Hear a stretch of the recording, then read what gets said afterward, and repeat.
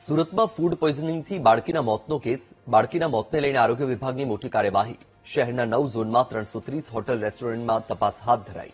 Checking દરમિયાન 1641 kilo અખાદ્ય જથ્થાનો નાશ કરાયો. તપાસ દરમિયાન ગંદકી જણાતા 208 એકમને નોટિસ પાઠવવામાં આવી છે. નિયમનું પાલન ન કરતી 17 હોટલ રેસ્ટોરન્ટ બંધ કરાઈ. નિયમ ભંગ કરનાર એકમનું લાયસન્સ રદની એસએમસીની ચેતવણી. શીતલ રેસ્ટોરન્ટનું ભોજન ખાધા પછી બાળકીનું મોત થયું હતું.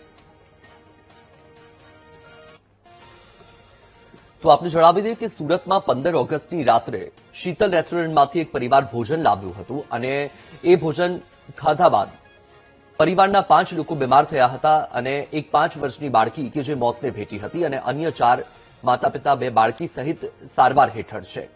હવે આરોગ્ય વિભાગ જાગ્યું છે અને કાર્યવાહી શરૂ કરી છે. શહેરમાં અલગ અલગ હોટલ અને રેસ્ટોરન્ટમાં તપાસ હાથ ધરાઈ છે. 330 હોટલ રેસ્ટોરન્ટમાં તપાસ હાથ ધરવામાં આવી. 1641 કિલો અખાદ્ય જથ્થો જે નાશ કર્યો છે અને સાથે જ જે ગંદકી હતી એ ગંદકી જણાતા 208 એકમોને નોટિસ પણ પાઠવવામાં આવી છે.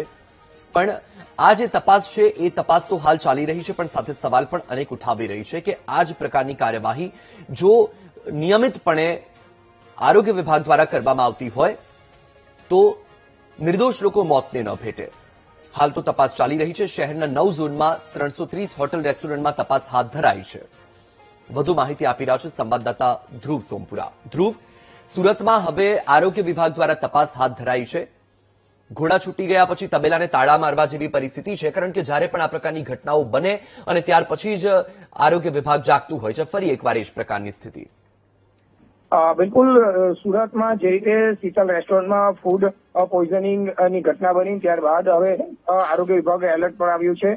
સુરત શહેરમાં ફૂડ વિભાગની ટીમે મોટી કાર્યવાહી શરૂ કરી છે, તપાસ શરૂ કરી હતી, જેમાં ઘટના બનતાની સાથે જ જે છે તે શહેરના 9 ઝોનમાં અલગ અલગ ટીમો બનાવીને હોટલ રેસ્ટોરન્ટનું સઘન ચેકિંગ કરવામાં આવ્યું, જેમાં એક દિવસમાં કુલ 330 હોટલ રેસ્ટોરન્ટમાં તપાસ હાથ ધરવામાં આવી હતી અને આ ચેકિંગ દરમિયાન કુલ 1641.7 કિલોનો જે અખાદ્ય જથ્થો હતો તેનો નાશ કરવામાં આવ્યો છે.